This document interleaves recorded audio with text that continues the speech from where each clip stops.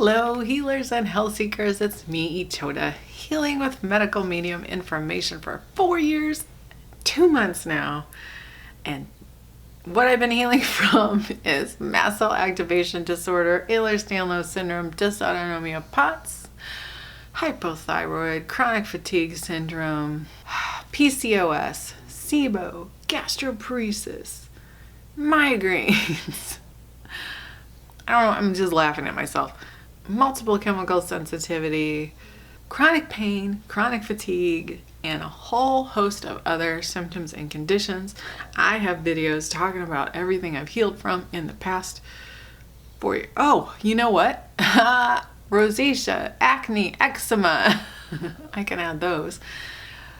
Anyway, links in the description box below if you want to know more about my healing journey. But today, I am here to make a hashtag victory check video.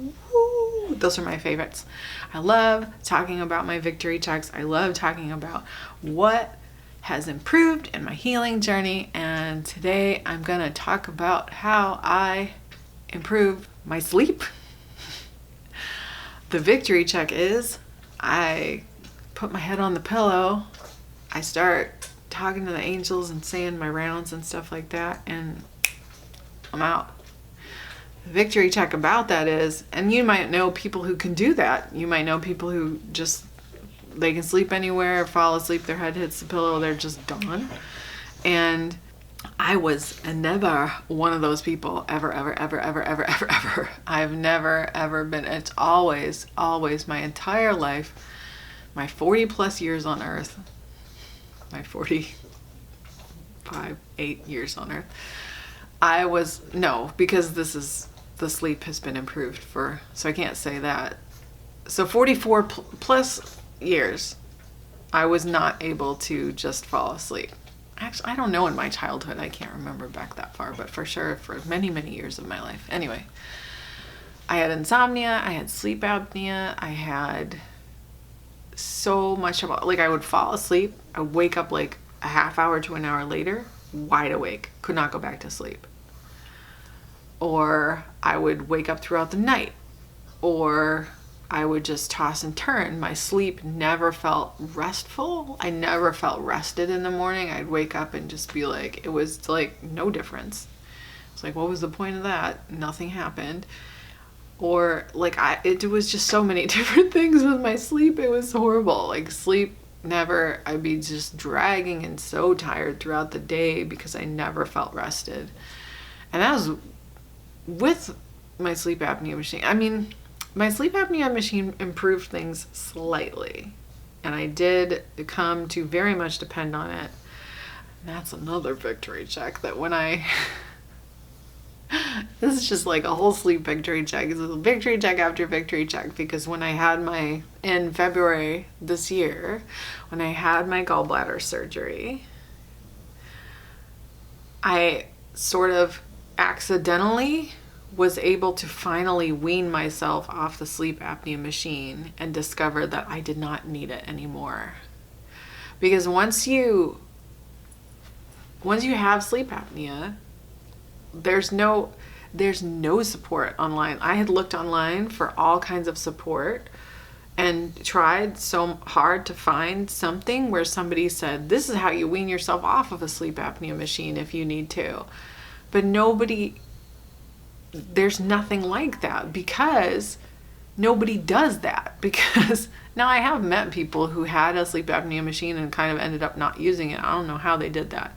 Because like once you're on it, you sort of become like not addicted, dependent on it. You become dependent on it. Like it was like I needed it to sleep, and I would have to wear it, and even to take a nap, like I needed to have it. So I couldn't sleep without it. And so even though it improved my sleep slightly, it didn't fix the insomnia issues. It didn't fix the like not really feeling rested. It helped a little bit, but it helped with the sleep apnea. So like when I did rest, it was more restful, but it just wasn't everything. It wasn't the end all be all, because that stuff is viral. And I had a high pathogen load, and so that was what was causing so many of these issues. Heavy metals and toxins and viruses and bacteria, other pathogens. We know this all from medical medium. So after, I don't even know when this happened. I can't even say. I don't know how long I was doing medical medium information before I had this amazing breakthrough in my sleep and I was able to sleep again. I can't remember. This is why I should write things down, and maybe I did. I don't even know. Maybe if I go back through my older videos, I talked about it at some point. I don't even know. I'm still working on my memory. So in February, I was finally able to wean off of my sleep apnea machine and discover like I actually didn't need it anymore, which was huge.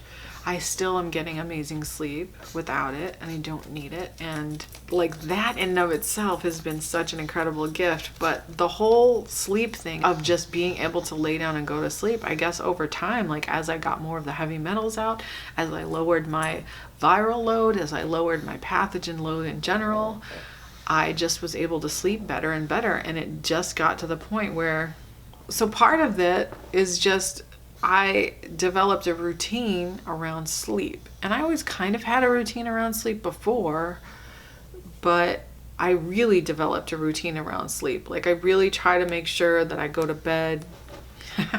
I do not always succeed at this, but when I do, I try to go to bed around the same time.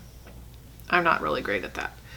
I definitely, because a medical medium has talked about that sleep window between 10 p.m. and 2 a.m. that is the most important healing window for sleep. And so I have definitely made a conscious effort to try to be in bed before 10. I do not always succeed in this. However, most of the time I do.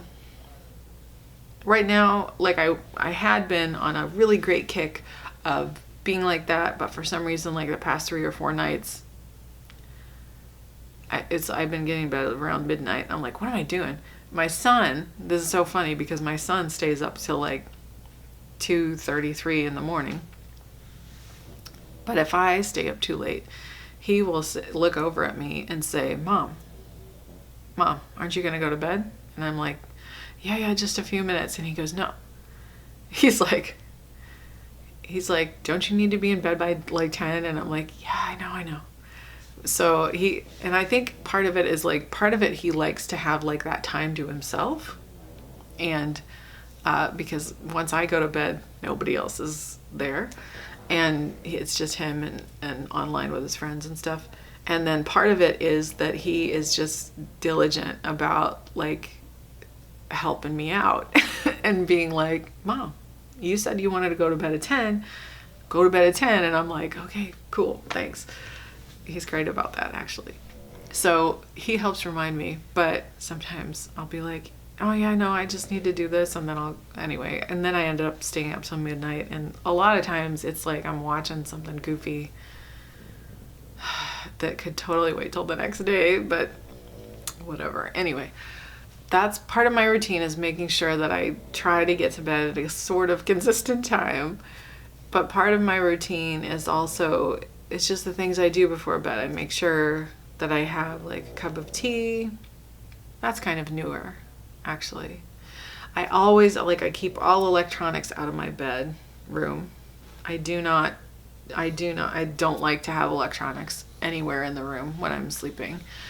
And I make sure I turn off my phone at night, and I don't keep it next to me when I sleep or anything like that. And another thing that I do for my bedtime routine is I talk to the angels every night. I lay in bed, and in Medical Medium's first book, he talked about the essential angels. And these angels are there to help us with our healing. And in his second book, Life-Changing Foods, he talked about life-changing angels. And in thyroid healing, I think he might have added 1 or 2 angels. And then in thyroid healing, he has a whole section on sleep. That is a really good, awesome book. So yeah, in thyroid healing, he talks about sleep. Then in liver rescue, he also added a couple angels. So I have a list of angels introduced by Medical Medium, and It's got every angel on it that he's mentioned so far. And I keep it next to my bed, and I will kind of go down the list at night and think about, like, you know, who do I want to talk to of the angels and what do I want to ask for? And every night, like, because he said, like, one of the things he said was ask the angel of faith every night to help you build your faith in healing and stuff like that. So I always make sure she's first. I talk to the angel of faith, then the angel of hope, and I will talk to the angel of mercy to ask for, like, protection for certain people and for the world. Like, I ask the angel of mercy to help protect the children and bring them to safety, and I ask the angel of mercy to help protect medical medium. And that's not specifically what he said the angel of mercy is for, but I was like, well, who do I ask for protection without asking the archangels? So anyway, I just chose angel of mercy. And then I talked to the angel of dreams and the angel of sleep. That one, I'm telling you, the angel, so for sleep specifically, the angel of dreams, the angel of sleep have been incredibly helpful. And then at nap time, there's also an angel of rest. So when you're not, even if you can't sleep and you're just laying there during that sleep window, that healing sleep window between 10 and 2, even if you can't fall asleep and you're just laying there, you can talk to the angel of rest and say, please just help me rest. Because you still get the healing effect even if you're just kind of laying there. Which I thought, well, that's pretty comforting, because even if you're having insomnia and you're having problems going to sleep or staying asleep, you can know that just being in your bed and laying still and laying down and, you know, resting actually helps you to heal.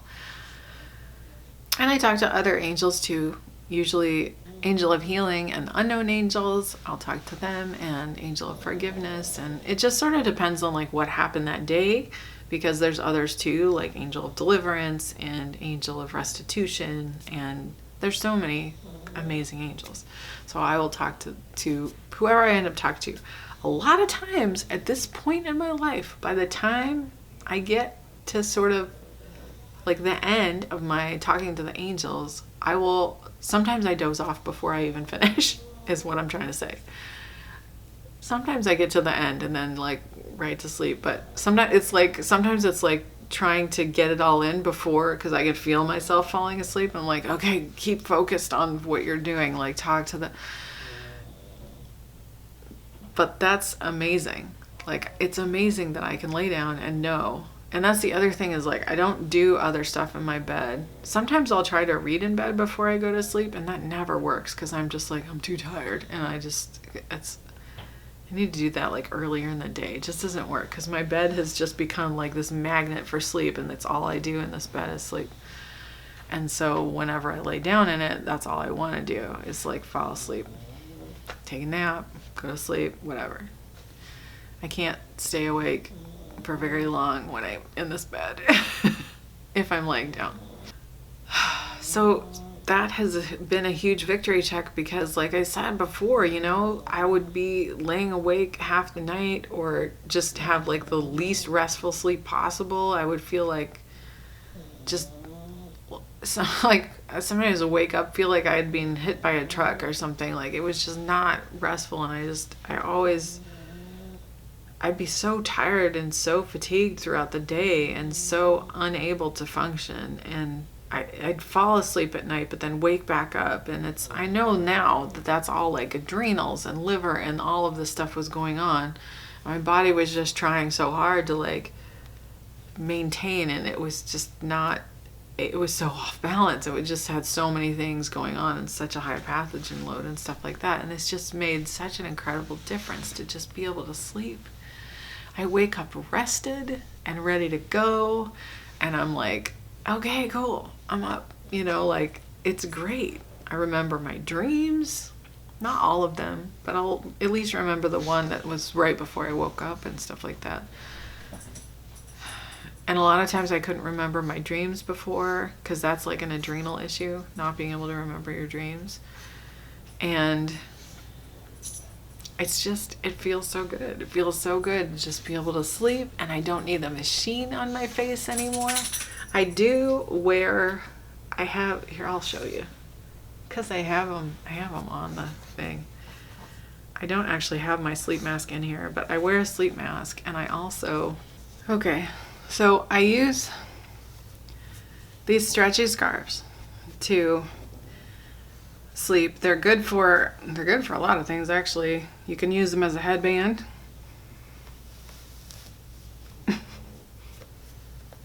You can put them over your face like this. You can put them over your face like this. Like you can wear them in place of a mask, although they're pretty thin. I wouldn't. Anyway, at night, I wear mine like this. And the reason I wear mine at night, because it's to keep my mouth from coming open when I sleep.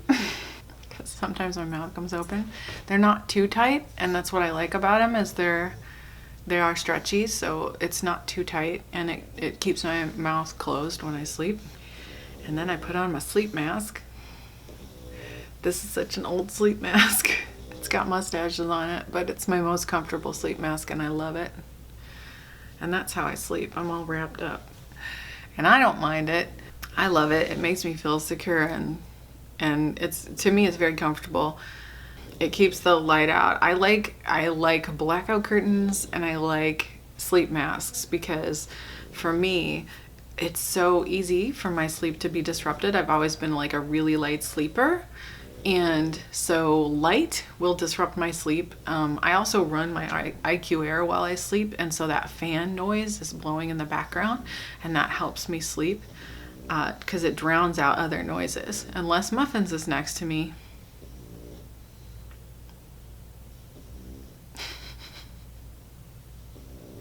Unless Muffins is next to me, it doesn't drown her out because she'll be right next to me. But for the most part, the IQ Air drowns out all the other noises. So my son can be playing video games in the other room next to where I am, and I won't hear him. Although he keeps it down after 10, because also his Gigi and Papa have gone to sleep, and they don't have an IQ Air running in their room, so it'll wake them up if he's too loud. So he keeps it down, but it doesn't disrupt me. Like it just creates a mood, and once I turn on the IQ Air, it means it's time for bed. I think it's another like signal to my body too, like hearing that, and helps me kind of be in that sleep mode of like being ready to go to sleep. And the eye mask, which you could also use blackout curtains, but because in my house, like the door could be opening and closing, and blackout curtains aren't going to help that. So it just blacks out all the light, and it just helps. So, because like I said, light will disrupt my sleep. I'm such a light sleeper. But I sleep really well. Even though I'm a light sleeper, I will sleep really well. The only thing that does wake me up is like the cat walking on me or my bladder. And my bladder is what generally gets me up. But even when I like wake up in the night to go pee, it doesn't bother me. Like I'll just get up, go, come back, go to sleep. It doesn't even really disrupt my sleep. I don't even know if that makes sense. Like, 'cause that sounds crazy, but it really doesn't. It doesn't disrupt my sleep. It's just part of my sleep cycle. It's getting up and peeing because I'm hydrated, right? So I'm like, it just has to happen. And I don't mind it. It doesn't affect how I feel the next day. It's pretty freaking cool. So that is my victory check, and I just wanted to share it.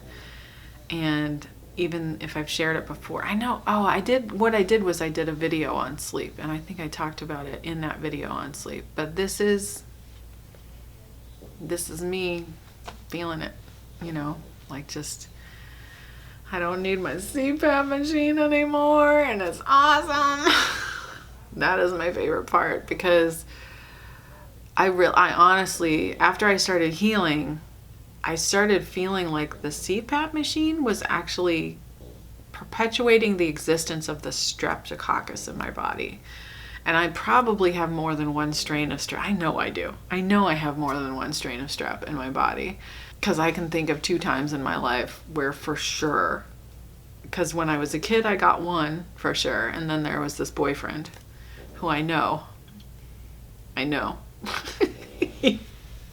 He hooked me up with another strain. So, but in between, I'm sure I've gotten other strains because you can get them anywhere. You can get them from toilet seats and door handles and eating in a restaurant if like the chef or whoever's handling your food has strep. Like it's really easily transferable. You get them from relationships, being in relationships with people. Not just strep, but all the viruses. Viruses and bacteria. You get all this stuff. This is how we pass pathogens to each other. So